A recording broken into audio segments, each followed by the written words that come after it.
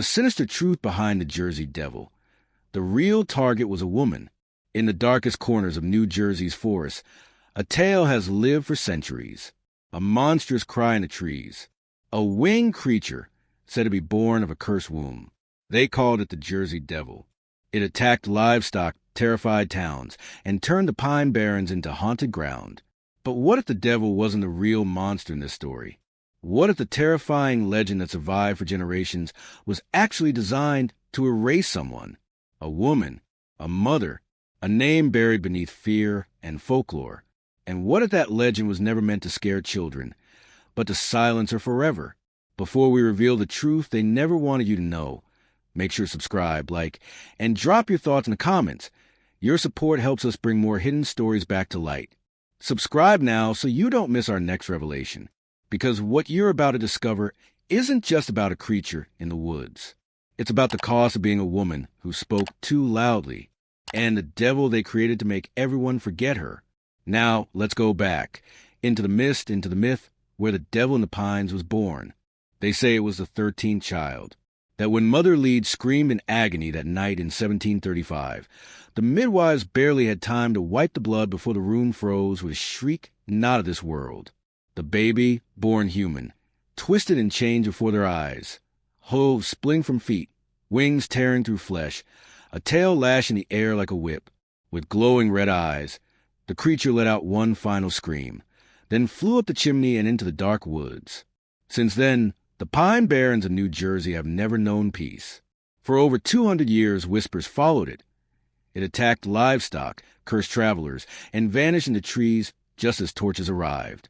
Hunters claimed to see massive wings in the fog. Children were warned not to wander near the cedar swamps. In 1909, an entire week was filled with newspaper reports of panic.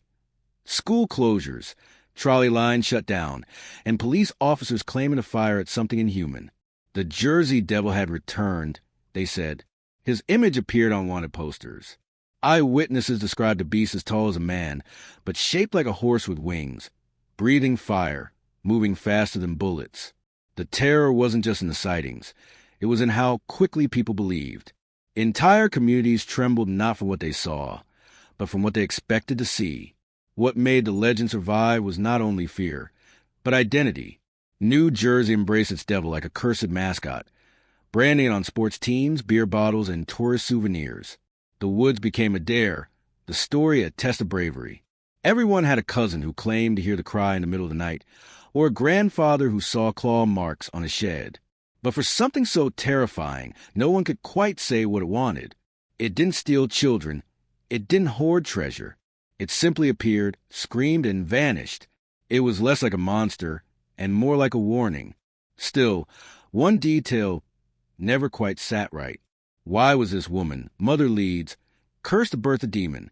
What sin had she committed so vile that even God would abandon her womb to darkness? The story conveniently avoids a question. The legend focuses on the creature, but not on her. Who was she? Why 13 children? Why did the curse begin with her, and no one else? No historical records speak of her death, her life before, or her voice. The devil has a place in folklore, but she became a whisper beneath it. And that's when things start to crack. Because when we dig deeper, beneath the fog and hoof prints, we find a different story. One where the devil didn't emerge from evil, but from fear. Fear of a woman, a family, and what they represented. A version of history rewritten through fire and superstition.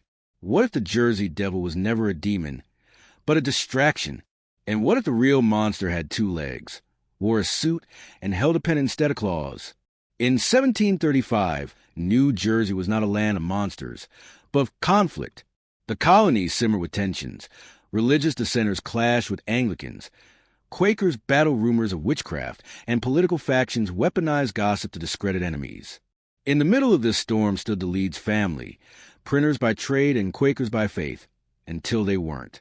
Daniel Leeds, patriarch of the clan, had been ostracized from the Quaker community decades earlier for publishing almanacs that included astrological symbols and esoteric ideas. His books were branded as satanic, and his name was blacklisted. Over time, the Leeds name became synonymous with heresy in the region, but the family didn't retreat. They pushed back.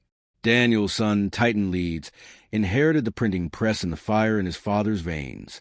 Titan feuded publicly with none other than Benjamin Franklin, who mockingly predicted his death in Poor Richard's Almanac, and then continued to write as if Titan's ghost was speaking from beyond the grave. Franklin called him a ghostly figure, a devil in disguise, playing with metaphor perhaps, but the damage was done. To common readers, the Leeds name was now tied to the occult, to blasphemy, and to death. The flames of public imagination had been lit, and they needed a face to attach them to. That face, as it turns out, was a woman.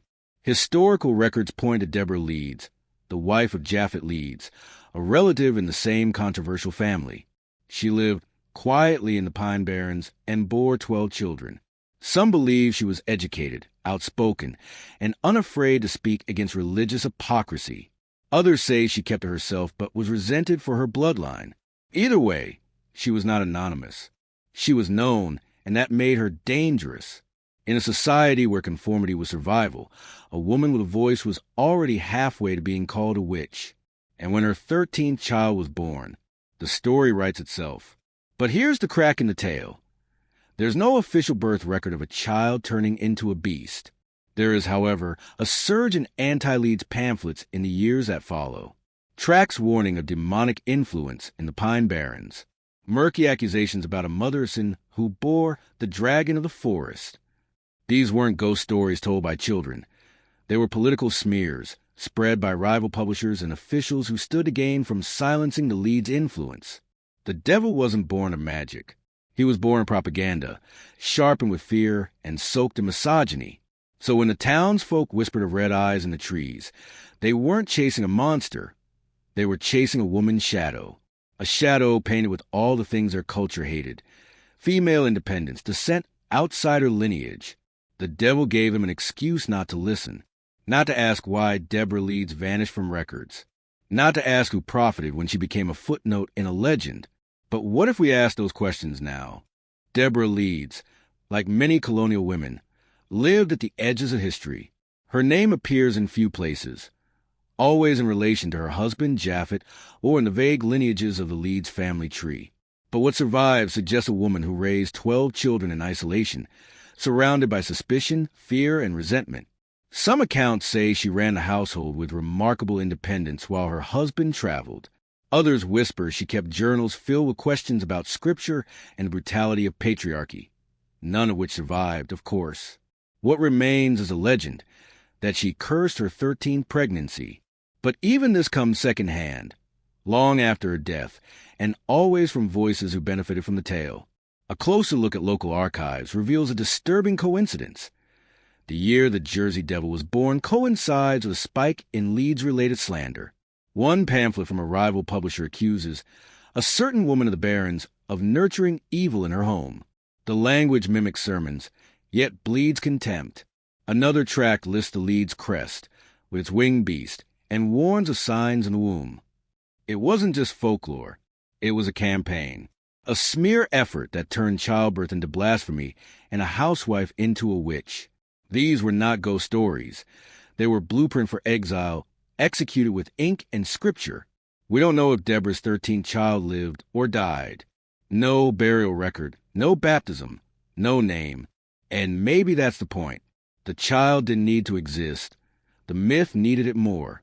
A creature born of sin, flying from a chimney, made for a better headline than a woman raising another baby in silence. And so the public latched onto the grotesque version.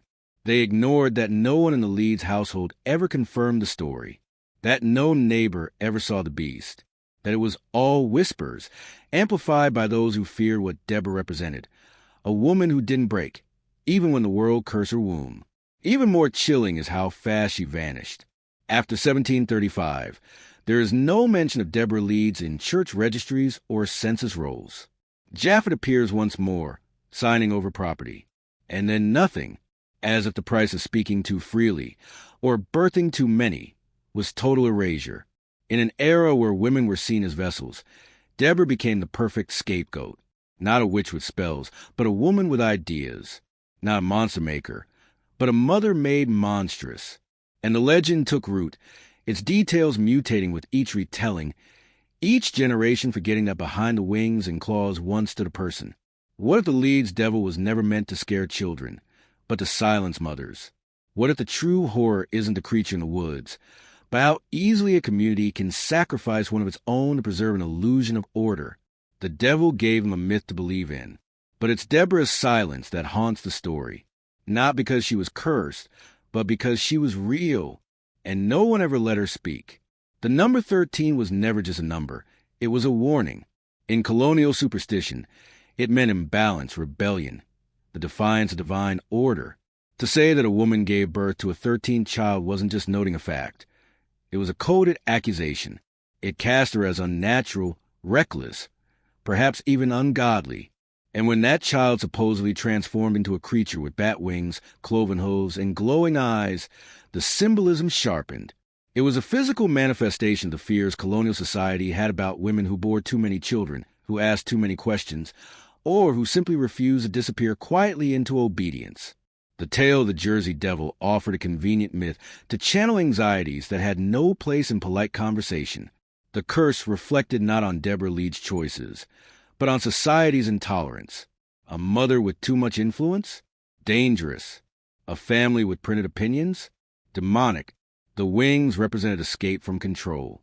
The tail, unruliness. The fire in its eyes wasn't a threat.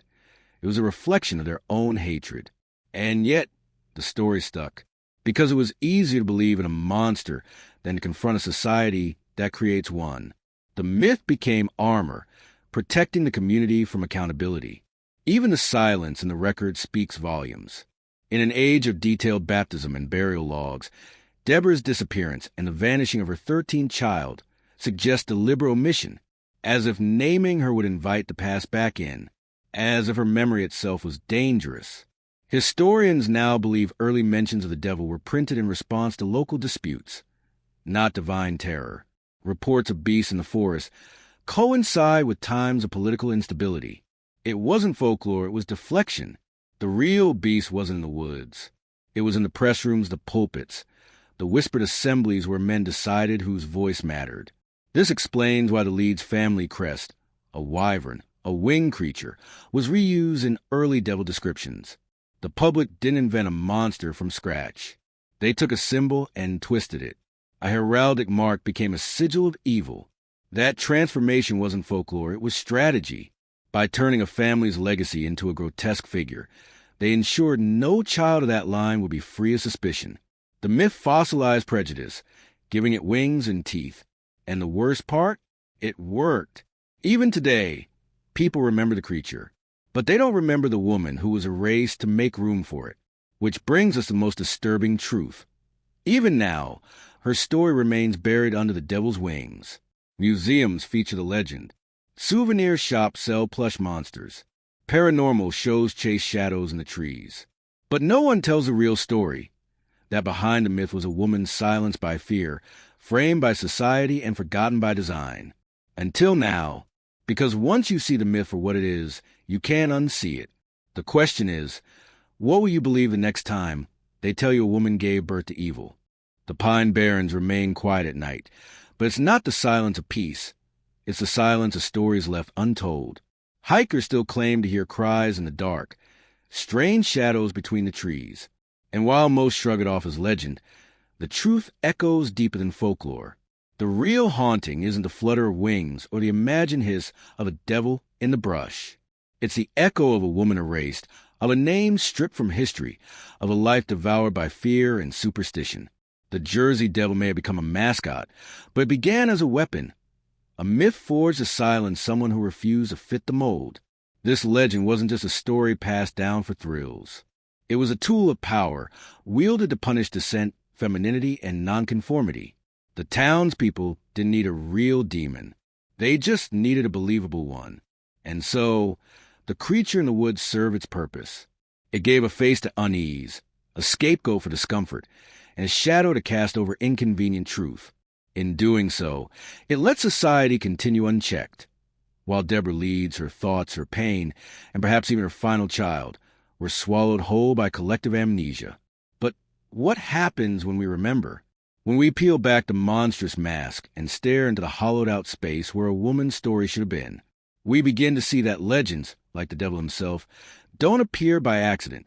They're summoned, they serve, and they endure only as long as we allow them to stand unchallenged. The Jersey Devil isn't just a creature of fear. It's a monument to silence. And if we keep repeating the tale without asking whose voice was left out, we're not preserving history. We're burying it deeper. Now that you know, the next time you see a souvenir or hear the tale told around a campfire, maybe you'll pause. Maybe you'll remember that the real horror wasn't the claws or the scream. It was the cost of erasing a life in exchange for a legend. And maybe, just maybe, someone will ask, who was she? Instead of, what was it? And in that question, Deborah Leeds finally speaks. Because some monsters are real, but they don't live in the woods. They live in what we choose to forget. And the only way to break the spell is to remember.